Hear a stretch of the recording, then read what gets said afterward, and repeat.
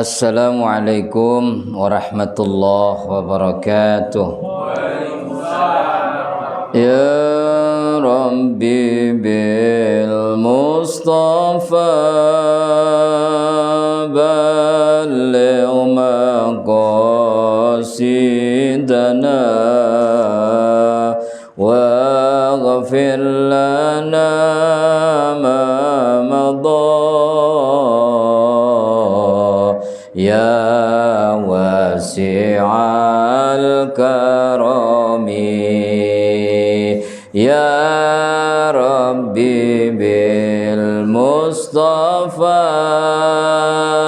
balligh maqasidana waghfir lana ma madha ya wasi'al karami ya akrama khalqi ma liman aluzu bihi siwaka inda lil hadisil amimi ya Rabbi bil Mustafa balligh maqasidana waghfir lana ma madha ya wasi'al karami huwal habibul ladzi turja syafa'atuhu li kulli haulin minal awali muqtahimi ya Rabbi bil Mustafa balligh maqasidana waghfir lana ma madha ya wasi'al karami. Al-Fatihatil hadratin Nabil Mustafa Sayyidina wa Habibina wa Syafi'ina Maulana Muhammadin sallallahu alaihi wasallam wa azwajihi wa dhurriyyatihi wa ahli baiti. Al-Fatihah. A'udzubillahi minasyaitonir rajim. Alhamdulillahi rabbil alamin arrahmanir rahim maliki yaumiddin. Iyyaka na'budu wa iyyaka nasta'in ihdinas siratal mustaqim siratal ladzina an'amta 'alaihim ghairil maghdubi 'alaihim waladdallin amin. Al-Fatihah khususan li asatidatina wa asatidatina khususan Syekh Abdullah Muhib wa khususan Syekh Muhammad Nawawi bin Umar bin Arabi Al-Bantani wa khususan Syekh Muhammad Khalil bin Abdul Latif Al-Bankarlani wa khususan Syekh Muhammad Hashim bin Ash'ari Jombang wa khususan Syekh Mbah Asbullah wa khususan Ki As'ad Samsul Arifin wa khususan Ki Ridwan wa Ki Haji Muhammadin wa khususan Ki Haji Nur Ali bin Haji Anwar, Ki Haji Mahfud Syafi bin Syafi, Ki Haji Muhammad Daum bin Haji Anwar, wa khususan Ki Haji Anis Basir, wa khususan Ki Haji Dr. Abdul Wata, wa khususan Ki Haji Zarqam bin Hasan, wa Ki Haji Syamsuddin bin Haji Abdul, wa khususan Ki Haji Ahmad bin Rahman Raja, wa khususan Ki Haji Abdul Makmal, wa khususan Al Habib Mundir bin Fatimah Musa, wa nafa'ana fil mudarin. Al-Fatihah. أعوذ بالله من الشيطان الرجيم بسم الله الرحمن الرحيم الحمد لله رب العالمين الرحمن الرحيم مالك يوم الدين إياك نعبد وإياك نستعين اهدنا الصراط المستقيم صراط الذين أنعمت عليهم غير المغضوب عليهم ولا الضالين آمين. Al-Fatihah kita tujukan buat saudara-saudara kita yang sedang sakit, yang dirawat di rumah sakit, yang dalam keadaan tidak sehat. Mudah-mudahan syafaah dan juga karomah daripada suratul Fatihah. Allah angkat penyakitnya, Allah berikan kesehatan dan Allah berikan kesembuhan dan dapat melaksanakan aktivitas sebagaimana sediakan. Dan juga kita kirimkan Fatihah buat saudara-saudara kita yang ada di Palestina. Mudah-mudahan Allah angkat derajatnya, Allah angkat daripada kemuliaannya, Allah berikan kemenangan, Allah berikan kekuatan dan kesabaran sehingga dapat keluar dari masalah yang besar yang selama ini dihadapinya, dan mudah-mudahan mendapatkan kemenangan. Ala hadhihi al-Fatihah. A'udzubillahi minasyaitonir rajim. Bismillahirrahmanirrahim. Alhamdulillahirabbil alamin arrahmanir rahim maliki yaumiddin. Iyyaka na'budu wa iyyaka nasta'in ihdinas siratal mustaqim siratal ladzina an'amta 'alaihim ghairil maghdubi 'alaihim waladdallin amin. Alhamdulillah wassalatu wassalamu ala Rasulillah wala haula wala quwwata illa billah amma ba'd. Fa ya ibadallah usikum wa nafsi bitaqwallah faqad fazal muttaqun. Ma'asyiral muslimin wa zumratus salihin rahimakumullah, yang sama-sama kita hormati Bapak Eko Novianto, Ketua DK Mushola Syariah, Bapak RW Sodikun, Bapak-bapak jamaah yang dimuliakan Allah, ibu-ibu yang hadir. Alhamdulillah pas maghrib kita diguyur hujan. Mudah-mudahan daripada turunnya hujan, di situ pula turunnya malaikat memberikan rahmat buat kita semua. Amin Allahumma amin. Kita lanjutkan pembahasan daripada kitab Nasul Ibad, apa sekarang ini? Kitab Wasiatul Mustafa di halaman 15. Kemarin itu tentang Allah itu menyukai, mencintai orang yang sedih, yang bersedih, dan Allah tidak menyukai orang suka bersenang-senang. Allah tidak suka dengan Kang Farihin itu kemarin tuh ya. Farihin itu artinya senang-senang ya. Cuman kalau disematkan ke nakma itu bersenang-senang dalam sukacita syukur kepada Allah. Ya itu maksud namanya Kang Farihin ya. Udah Japril sama orang tuanya. Jadi bukan bersenang-senang lupa daratan. Yang di sini dikatakan bahwa ya Ali la tafrah, wahai Ali janganlah kamu suka bersenang-senang sehingga membuat kamu lupa. Senang-senang dalam keadaan berpoya-poya, senang-senang dalam keadaan hura-hura, senang-senang di atas penderitaan orang lain gitu ya. Janganlah kau bersenang-senang saat saudara kita sedang berduka. Janganlah kamu bersenang-senang saat saudara kita ini dalam keadaan tidak mampu. Janganlah kamu bersenang-senang saat keluarga kita ini lagi susah. Allah tidak suka yang model seperti itu. Wa 'alaika bil huzni, dan hendaklah kamu itu senantiasa punya sikap bil husni, sedih, artinya sedih itu prihatin. Allah suka sama orang yang prihatin, artinya gini, dia itu selalu merasa prihatin kalau seandainya dia lalai dengan perintah Allah, prihatin kalau seandainya dia itu lupakan kewajiban kepada Allah, prihatin kalau seandainya ibadahnya itu enggak maksimal, prihatin tidak membantu saudaranya yang sedang kesusahan.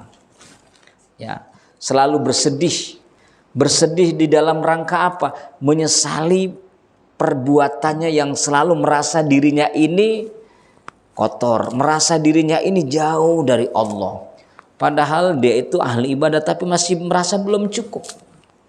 Padahal dia itu ahli sujud, Pak, masih merasa belum cukup.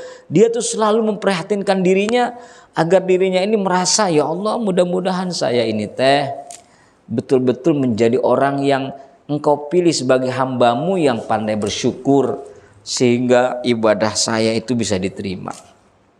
Prihatin ketika ibadahnya itu merasa kurang, ya, dan tidak pernah menganggap orang lain itu tidak diterima ibadahnya, saya doang yang diterima, ya. Yang model seperti itu termasuk farihin tuh. Dia merasa senang dengan ibadahnya, dia merasa puas dengan ibadahnya, dia merasa bahwa ibadahnya sudah maksimal, sehingga dia merasa melihat orang yang ada di sampingnya ini tidak seperti dirinya. Ini termasuk la yuhibbullah. Allah nggak suka model-model begitu. Seolah-olah dia udah kepedean. Saya ini orang yang ahli ibadah. Ente mah ya baru kemarin. Ya. Nah yang model seperti ini, innallaha la yuhibbu. Allah tidak suka. Dia bersenang-senang dengan dirinya karena usaha dirinya. Kalau seorang yang beriman, seorang mukmin, kesenangannya itu ditandai dengan kesyukuran nikmat kepada Allah Subhanahu wa taala. Itu kesenangan orang yang mukmin. Sehingga dia selalu berada pada jalur yang diridhoi oleh Allah. Dia senang bersuka cita. Dia tetap bersyukur kepada Allah dengan cara apa? Dengan cara menambah kualitas ibadahnya. Ya, menambah kualitas ibadahnya. Seandainya dia seorang dermawan, dia meningkatkan daripada sedekahnya, dia senantiasa meningkatkan kepeduliannya tanpa sedikit pun ada narasi apapun. Tanpa sedikit pun ada niat pengen dilihat orang, tanpa sedikit pun berharap pengen ada orang yang lihat gitu. Dia bersenang-senangnya senantiasa di dalam ridha Allah. Kita kalau bersenang-senang dalam ridha Allah itu bagus, namanya apa? Orang yang pandai bersyukur. Ini kayak kita nih bulan Muludan. Ya, bulan Maulid kita peringatan Maulid, ya kan? Kita seneng nggak baca Maulid, Pak? Itu perwujudan rasa senang kita. Kita kan sedang bersenang-senang, tapi bersenang-senangnya kita ini masih berada pada jalur ridho Allah. Ya. Senang baca Maulid, Saban malam Ahad kita baca Maulid, apalagi kalau Mahalul Qiyam. Ya. Itu kesenangan seorang yang beriman tuh kayak begitu. Jangan ini mah nanti kesenangan kita nanti pas malam tahun baru, Masya Allah. Dari sekarang udah dirancang. Kang Eko siap-siap jagungnya, ya. Kang Redi jangan lupa arangnya. Mas Win ikan tongkol, ikan laut. Waduh, Masya Allah ya. Ya, Kang Kamidi jangan lupa ayam kampungnya, Masya Allah. Bang Jenal jangan lupa nasinya, nasi liwetnya, Masya Allah. Dia bersenang-senang. Jangan lupa pasadikun, kembang apinya, petasannya misalnya. Bersenang-senang tanpa ada sedikit pun pesan-pesan ruhaninya. Dan itu udah identik malam tahun baru kayak begitu pada umumnya. Pada umumnya. Boleh nggak sih? Ya boleh-boleh aja. Selama kita ini tidak melampaui batas. Ya. Ya misalnya malam tahun baru kita syukuran dulu, ya. Kita bikin pengajian dulu, bikin tahlil dulu, baca Yasin dulu 3.000 kali misalnya, ditambah surat Waqiah 40.000 kali. Itu pasti, itu udah pasti ridho itu Allah. Udah pasti ridho. Iya. Coba kalau kita bandingkan nanti malam tahun baru di tempat-tempat nentan, nggak usah jauh, di Gedung Juang aja tuh. Masya Allah, udah pasti konser dah, ada konser, ada dangdut, apa segala macem, pengamen segala macem. Belum lagi di mall-mall, belum lagi di Ancol, udah pasti di Ancol mah. Ya, jadi kesenangan yang justru bisa menutupi rasa syukurnya kepada Allah Subhanahu Wa Taala. Rasa senang kita jangan pernah menutupi rasa syukur kita kepada Allah. Itu kesenangan yang standar buat orang-orang yang beriman. Ya. Jadi orang beriman bukan berarti nggak boleh bersenang-senang, boleh, malah dianjurkan. Tapi kesenangannya apa? Di bawah ridha Allah. Ya, makanya apa? Kata Allah nih, Qul bifadlillahi wa birahmatihi fabidzalika falyafrahu. Kita diperintahkan untuk bersenang-senang, bersuka cita. Ya, ketika kita mendapatkan anugerah dari Allah, nikmat yang besar dari Allah, kemudian karunia yang tiada terkira yang Allah berikan kepada kita, falyafrahu, maka bersukacitalah kita. Apalagi ayatnya itu kul bifadlillahi, baknya bahasa babiyah, karena sebab daripada anugerah, bifadlillah, anugerah Allah. Anugerah Allah itu, fadl Allah yang besar itu apa? Yang kita dapatkan, yaitu Allah kirimkan kepada kita Kanjeng Rasul Nabi kita Muhammad SAW. Makanya pantas kita apa? Bersuka cita, bergembira ria, tapi tidak melampaui batas. Ya. Nah ini masalah yang kemarin, dan kita dianjurkan untuk selalu hidup prihatin. Artinya walaupun kita punya, walaupun kita berbenda, walaupun kita mampu, tapi tetaplah hidup secara prihatin. Agar supaya apa? Agar supaya harta yang ada pada diri kita ini, ketika kita keluarkan, jangan sampai hati kita menjadi prihatin. Arti prihatin apa? Harta kita keluarkan tapi nggak ada kemaslahatannya. Bapak ngasih sedekah atau bapak ngasih nafkah kepada anak istri, itu termasuk maslahat dan pahalanya besar. Ya, pahalanya besar. Ketika bapak memberikan kepada orang lain, tapi pemberian kita ini untuk maksiat kepada Allah misalnya. Nah, ini namanya apa? Tidak punya keprihatinan. Tidak punya keprihatinan. Bapak ngasih uang jajan sama anak, itu berlebihan. Misalnya, Pak beli anu nih, Pak beli anu nih, Pak beli anu nih. Selalu nih. Selalu nih pokoknya. Dia nggak punya rasa keprihatinan yang model begitu. Ya kan, kalau seandainya anak kita minta duit, Papa, Mama minta duit, buat apa nak?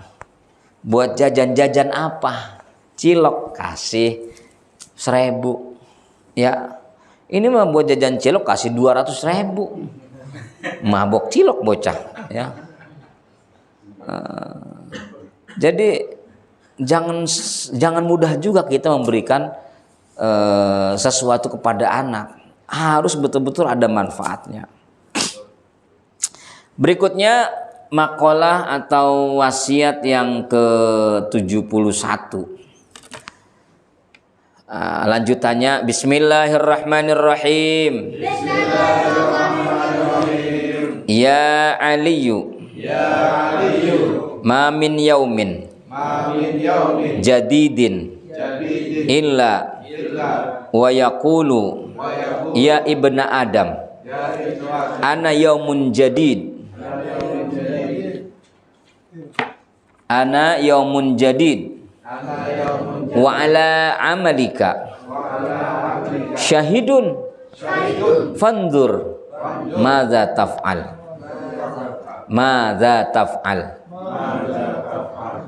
Ya Ali, wahai Ali, ma min yaumin jadid, tidak sehari pun berlalu kecuali hari itu berkata. Hari itu berkata, hari Sabtu, Minggu, Senin, Selasa, Rabu, Kamis, Jumat, Sabtu, itu ngelihat kelakuan kita sampai dia pun ikut komen dalam status WA-nya. Tuh. Istilahnya begitu. Hari pun bisa berkata-kata kepada kita, saking apanya? Saking si hari ini melihat aktivitas kita itu begitu sibuknya, luar biasa. Sampai-sampai saking sibuknya itu hari itu sampai ngomong, sampai komen, sampai kepo lah, kira-kira seperti itu. Apa sih komentarnya si hari? Ya ibna Adam, wahai anak Adam, ana yaumun jadid. Tuh. anak Adam, manusia, menungso, saya ini adalah hari baru. Saya ini adalah hari yang baru. Wa ana syahidun ala amalika, dan saya ini setiap saat selalu menjadi saksi atas perbuatan kalian anak Adam. Tuh Pak, sampai hari itu ngomong begitu. Saking apanya? Saking ngelihat kesibukan manusia, Masya Allah. Itu yang namanya di pabrik itu ada mesin gak pernah berhenti. Sampai pabrik gak mau rugi dibikin sip-sipan. Ada sip malam, ada sip siang, ada sip pagi. Masya Allah ya, gak berhenti. Kalau seandainya si mesin itu bisa ngomong, ya Allah, gue berhenti apa barang sedikit aja istirahat ya. Kalau si mesin bisa ngomong tuh, pengen barang sedikit aja gue istirahat. Karena kan kalau berhenti itu kan nyalainnya membutuhkan daya yang luar biasa. Kalau kata orang pabrik. Ya. Nah makanya apa? Aku menyaksikan perbuatanmu. Fandur madza taf'al, maka lihatlah apa yang kau kerjakan. Nah ini evaluasi buat kita. Bahwa hari yang selama ini kita lalui saat demi sesaat, detik demi per detik, menit per menit, sampai jam per jam, bahkan sampai hari per hari, minggu per minggu, itu semua kumpulan daripada hari-hari yang telah kita lalui. Kalau seandainya kita kalkulasi hari-hari yang kita kumpulkan dari hari Jumat, dikumpulkannya mulai dari Sabtu sampai hari Jumat, dikumpulkan tuh semua hari. Hari ngomong, Masya Allah, jamaah syariah ini kelakuannya, perbuatannya kok kebanyakan baiknya ya, kebanyakan maslahatnya, sampai geleng-geleng kepala tuh si hari. Masya Allah, keren banget ini jamaah syariah. Nggak ada sedikit pun kesempatan waktu dibuang percuma. Nggak ada sedikit pun kesempatan waktu terbuang sia-sia. Semuanya dijadikan momentum yang penting. Saat pulang kerja, dia kumpul sama keluarga, bercanda sama anak istri. Setelah itu, beberapa menit kemudian atau beberapa saat kemudian, makan bersama, sholat bareng-bareng. Yang di musola, dekat sama musola, ayo mama kita ke musola, iya kan? Anaknya diajak, istrinya diajak, Masya Allah. Pulang dari musola bareng-bareng. Habis pulang dari musola, sholat maghrib, langsung makan malam bareng-bareng lagi. Itu yang model begitu, nggak ada nggak ada yang sia-sia. Udah gitu mama, nah ayo udah isya, ayo kita ke musola lagi, bareng-bareng ke musola lagi. Habis dari musola pulang sholat isya, anaknya disuruh belajar. Nah ayo belajar, besok ada tugas. Ya, ayahnya mempersiapkan tugas buat besok, tugas kantornya. Ibunya, ya istrinya menyiapkan kasur untuk persiapan tidur suaminya. Masya Allah, luar biasa. Setelah itu ibunya nemenin anaknya belajar. Ya, subhanallah, indah banget itu. Tidur jam 10, kemudian pertengahan malam, ya HP-nya berbunyi, alarm jam 3.30, setengah 4. Istri yang bangun duluan, papa, ayo kita bangun. Bangun. Anaknya nggak lupa dibangun juga. Nah, kamu mau bangun nggak nak? Tanpa memaksa ibunya. Nak, kamu mau bangun nggak bareng-bareng sholat malam sama papa sama mama? Enggak, ma, masih ngantuk. Ya udah. Tuh, suatu ketika anaknya yang bangun duluan, orang tuanya diajak, papa mama mau bangun sholat malam nggak? Nih udah jam 3. Ya nak, kamu duluan nak. Tuh, Masya Allah. Sampai sholat subuh, anaknya ngajak lagi ayah, ibunya, papa, mama, kita ke musola nggak hari ini? Ayo kita ke musola. Kita sholat berjamaah di musola. Karena rumahnya dekat. Masuklah ke musola bareng-bareng sholat subuh. Hebatnya lagi, itu keluarga keluarnya ba'da syuruk. Kata orang tuanya, nak, kamu mau jadi orang kaya enggak di mata Allah? Mau, Pak. Nanti keluarnya setelah syuruk ya. Nih dengerin jam kalau sudah tit baru kita sholat sunnah isyraq, kemudian abis itu kita berdoa baru pulang. Kamu jadi orang kaya di dunia, nak. Waduh, iya Pak, iya. Masya Allah. Dan itu berulang-ulang dilakukan oleh satu keluarga. Betapa bahagianya keluarga yang model kayak begitu. Pulang dari musola, ya mamanya udah buru-buru nyiapin buat sarapan. Karena nggak sempat masak, beli nasi uduk di luar. Ya, beli nasi uduk di luar. Anaknya ada 3, dikasih beli 5. Ya kan, beli 5, makan bareng-bareng nasi uduk. Ya, anaknya setelah makan nasi uduk, siap-siap untuk berangkat ke sekolah. Ayahnya siap-siap untuk berangkat kerja. Masya Allah. Ayahnya berangkat kerja duluan karena tempat kerjanya rada jauh, ya. Kemudian anak-anaknya pada cium tangan ayahnya. Ayah mau berangkat kerja, ya pada cium tangan. Pada cium tangan, satu-satu anaknya diciumin kepalanya sama ayahnya. Ayahnya berangkat, dilepas sama istrinya. Hati-hati ya Pak, Masya Allah. Enak apa begitu Pak? Kang Randy enak banget itu ya, indah banget ya. Ini Kang Randy begitu modelnya tuh. Masya Allah. Emang zaman sekarang mah berangkat, begitu. Ya Allah. Papa nggak sarapan dulu Pak, ntar di kantor. Ya padahal Pak pengen mampir di warung pojok. Karena warung pojok apa? Yang dagang janda muda. Ya Allah, najong gue mah. Masya Allah, Masya Allah. Saudara sekalian dimuliakan Allah. Jadi itulah hari itu sampai bicara.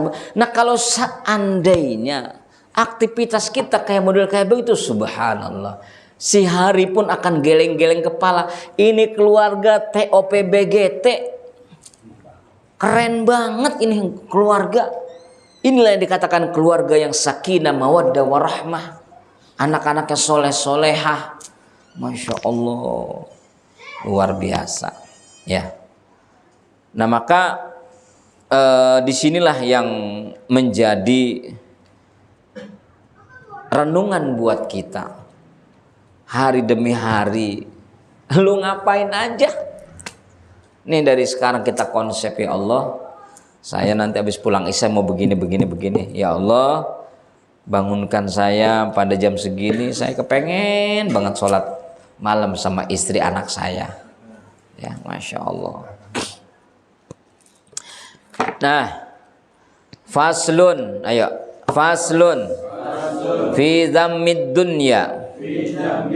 Qala alaihi salatu wassalam, ya Aliyu, iyyaka wa ulbatal mauti la yadhkuruna illa dunyahum. Faqala Aliyun, wa ma hum ya Nabi Allah? Qala al-aghniya'u wa ashabud dunya alladzina tarahum muqbilina ala jam'iha ka iqbali al-walidati ala waladiha wa ulaika humul khasiruna ghadan.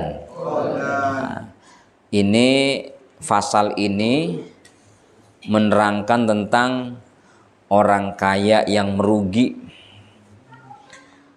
Disangkanya kekayaan yang ada pada dirinya ini menjadi tujuan hidup idealnya.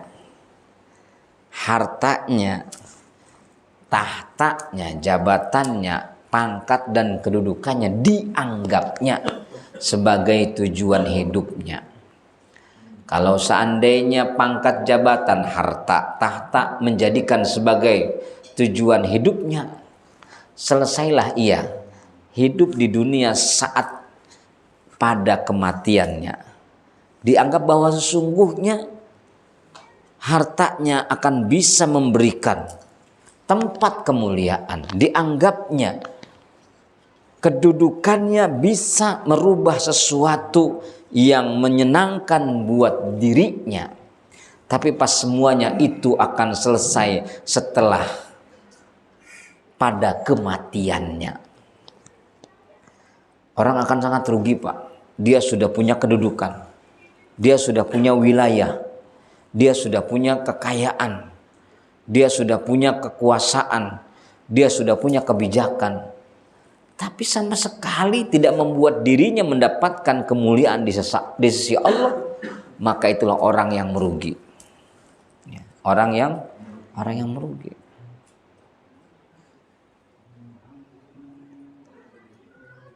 Orang yang merugi model seperti itu. Orang kaya yang merugi. Makanya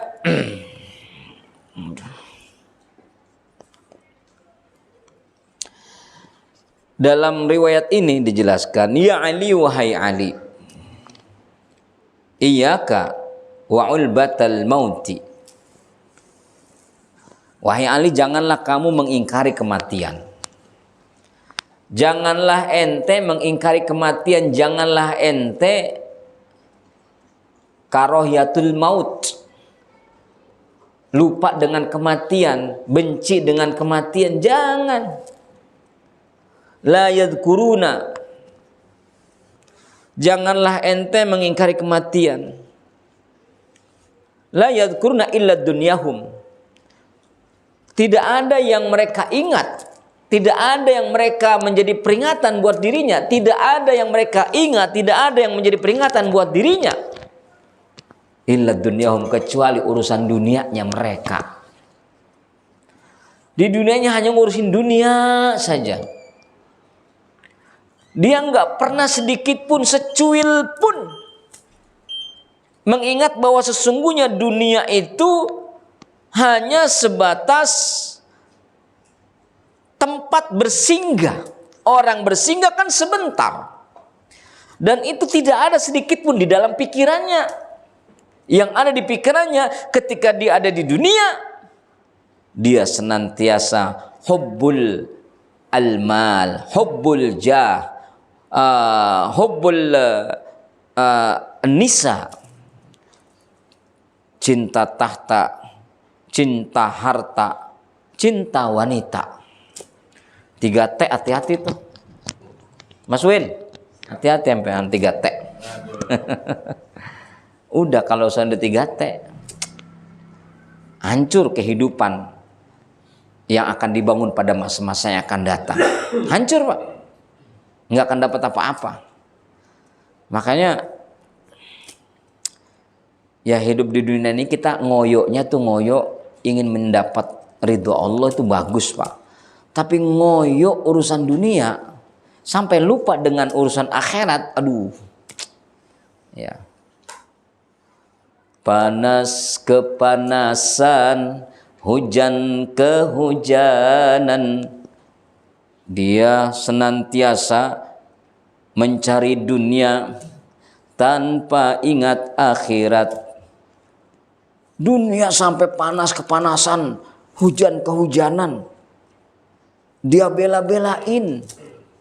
Sampai lupa waktu sholat, sampai lupa di mana dia harus berderma, di mana dia harus curhat, sharing kepada keluarganya, di mana dia harus bercanda dengan anak-anaknya.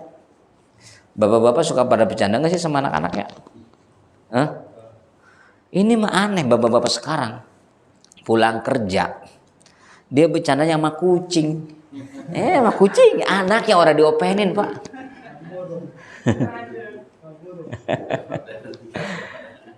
Baru pulang kerja, anaknya belum pada makan, istrinya belum masak, emang belum dikasih belanja. Assalamualaikum, waalaikumsalam, papa pulang. Ya, kopi mah jangan lupa, mah. Iya, Pak. Langsung ngelihat burungnya.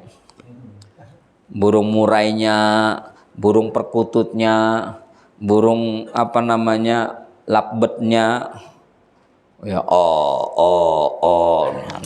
ya Allah, ya tanpa beban dia.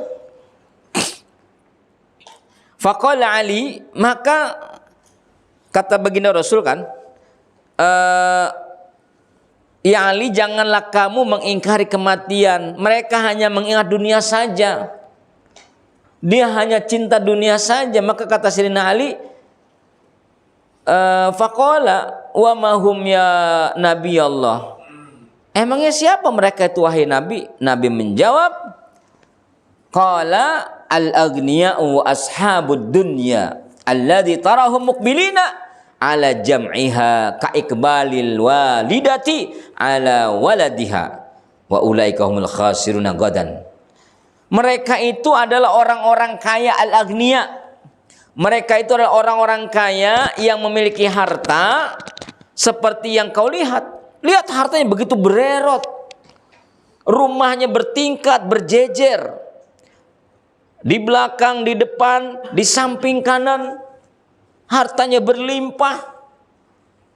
Tempatnya pasti ada sawah. Mobil mewah. Saban hari selalu nambah. Hartanya nambah, makannya nambah, penghasilannya. Semakin hari semakin nambah, semakin di situ pula dia menambah lupa kepada kematian, menambah lupa dengan urusan akhirat. Makanya dia menganggap bahwasanya materi di dunia itu akan senantiasa membawa kebahagiaan di dunia, enggak bakalan. Alhaakumut takatsur. Alhayulhi, ya. Berapa banyak orang yang dilalaikan oleh menumpuknya harta. Alhaakumut takatsur. Ya, kamu telah dilalaikan dengan menumpuk-numpuk harta. Hatta zurtumul maqabir, sampai dia masuk liang kubur, dia kepikirannya selalu bertumpuk-tumpuk hartanya. Sama tuh kayak si Korun. Lagi dia susah melarat, minta doa sama Nabi Musa. Ya dikasih kepercayaan, nih ente nih dapat amanah dari Allah. Apa yang terjadi? Yang tadinya si Korun ahli ibadah, sedikit pun dia tidak melirik bagaimana dia meningkatkan ibadahnya saat dia menambah kekayaannya. Makanya bermain-main dengan dunia, siap-siaplah kita akan terlantar. Terlantar apanya? Pakai kehidupan kita nanti kelak di akhirat. Iya, boleh jadi kita di sini gagak keblangsak. Lah emang kita di sini selamanya? Emang di sini kita seterus-terusnya akan hidup? Tidak. Kalau nggak salah saya dulu pernah cerita. Ada orang kaya banget. Orang kaya banget ini punya anak nggak ada yang kenal agama. Nggak ada yang kenal agama. Anak-anaknya pun udah kaya raya. Pas ayahnya pengen pengen mati, pengen meninggal dunia, ya, ngasih wasiat sama anak-anaknya. Wahai anak-anakku, kalian tahu papa ini orang kaya? Ya tahu. Harta kalian itu belum seberapa dengan harta papa. Kamu tahu itu? Tahu. Papa punya pulau. Papa punya kapal pesiar. Kalian tahu? Tahu. Dan kekayaan kalian itu semuanya dari papa, tahu? Tahu. Papa sekarang sudah tua. Maukah kalian setia dengan papa? Mau. Apa yang harus kami lakukan, papa? Nanti kalau papa sudah meninggal dunia, ya. Kalau papa sudah meninggal dunia, tolong selama 40 hari kalian nemenin papa di kuburan. Tuh Pak. Apa yang terjadi? Si A, kamu mau nggak? Hah? Kamu mau nggak? Hah? Padahal semua Pak. Nggak ada yang mau. Papa, maksudnya apa? Iya, Kalau kamu semua setia sama papa, papa selama ini sudah setia sama kalian sebagai anak-anak papa. Sudah ngasih harta, sudah apa, segala, kalian istrinya cantik-cantik. Tapi papa terakhir minta cuman satu.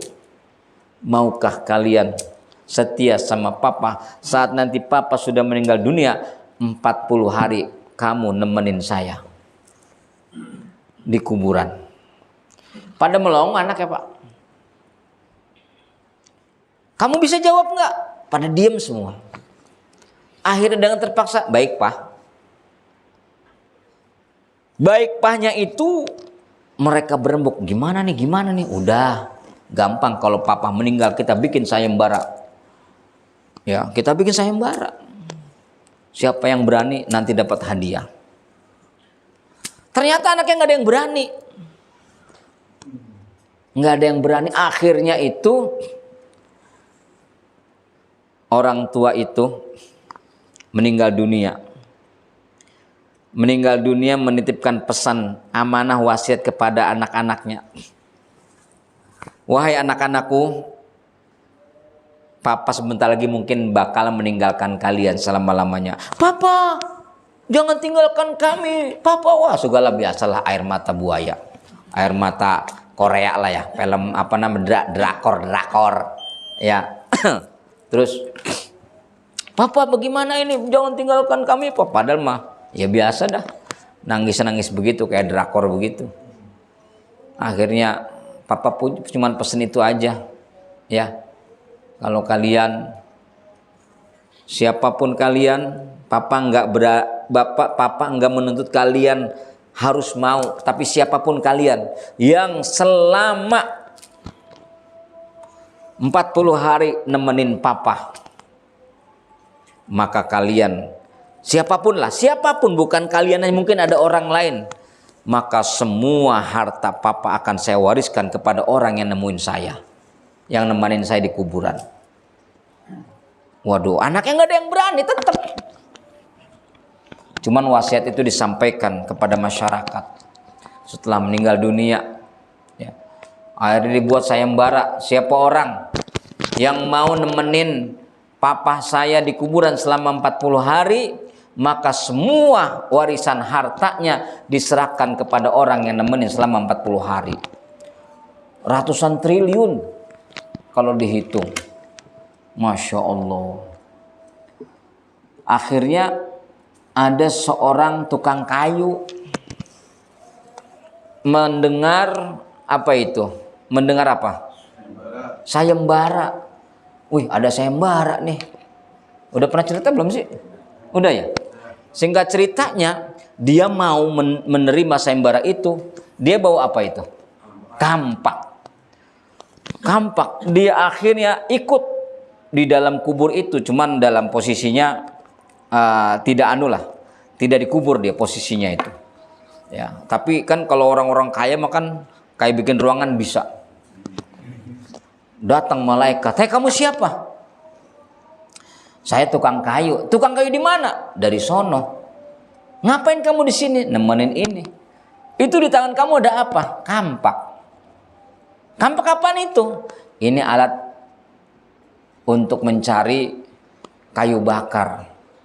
"Kamu belinya di mana?" "Di pasar." "Berapa harganya?" "Sekian." "Duitnya dari mana?" "Dari hasil jualan kayu bakar saya." "Oh." Besoknya ditanya begitu, besoknya ditanya begitu. Besoknya ditanya begitu. Selama 40 hari, 39 hari, 39 pertanyaannya sama persis dengan pertanyaan hari pertama, hari kedua, sampai 39 hari. Terus apa kata tukang kayunya? "Saya nyerah." Ngomong kepada anak-anak ahli waris, "Wahai anak-anak ahli waris, saya nyerah." "Kenapa, Pak?" "Bapak udah tinggal besok ini." "Saya nyerah." "Nyerahnya kenapa?" "Coba bayangkan, papa kamu hartanya bererotan di mana-mana, kamu juga sama. Tapi itu malaikat bertanya kepada saya, yang saya harta saya satu-satunya cuman kampak, ditanya sampai sedetail itu. Bagaimana nanti kalau saya dapat harta dari kalian?" Nih, dari ini orang yang sudah meninggal di ini. Dia mungkin barangkali apa enggak jadi dihisap karena hartanya buat saya. Tapi saya hartanya begitu banyak dari bapak kamu. Ini nanti kalau enggak saya gunakan dengan sebaik-baiknya, saya enggak akan bisa menghitungnya. Maka saya akan mendapatkan cilaka 12. Makanya saya mundur. Orang kampak aja harga barang recehan ditanyain baik. Bagaimana ini harta yang ratusan triliun, itu anak-anaknya pada melongo, Pak. Masya Allah ya. Nah, jadi inilah bahwa jangan pernah kita terlena dengan kehidupan dunia. Dunia ini kita untuk apa? Fastabiqul khairat, berlomba-lomba dalam kebaikan. Jangan fastabiqul munkarat, jangan. Persaingan bisnis dengan cara yang tidak halal, itu fastabiqul munkarat. Ya, tapi kalau fastabiqul khairat, persaingan bisnis dengan cara yang sehat, itu namanya fastabiqul khairat. Bukan berarti kita anti dunia, jangan. Kita butuh dunia, tapi dunia ini kita jadikan sebagai sawah bercocok tanamnya kita, yang kelak nanti panennya kita nikmati di akhirat. Makanya kata baginda Rasul, mereka itu adalah orang-orang kaya seperti dan memiliki harta yang berlimpah ruah, seperti kamu lihat mereka memperhatikan dunia, mempedulikan dunia, sebagaimana seorang ibu memperhatikan anaknya. Coba seorang ibu memperhatikan anaknya luar biasa enggak? Nah begitulah orang kaya, sampai detil ngurusin hartanya. Nah maka mereka termasuk, apa kata Nabi? Al-khosiruna godan, mereka termasuk orang-orang yang merugi pada esok hari, Pak. Maksudnya pada hari kiamat. Mudah-mudahan kekayaan harta yang Allah berikan kepada kita itu menjadi wasilah kita, keberkahan hidup kita di dunia dan di akhirat. Artinya apa? Harta yang berkah adalah harta yang kita syukuri, yang kita gunakan kepada jalan yang benar, dan kita dapatkan dengan cara yang halal dan berkah. Itu yang kita capai. Subhanakallahumma wa bihamdika asyhadu an la ilaha illa anta astaghfiruka wa atubu ilaik. Wallahul muwaffiq ila aqwamit thoriq. Assalamualaikum warahmatullahi wabarakatuh. Waalaikumsalam warahmatullahi wabarakatuh.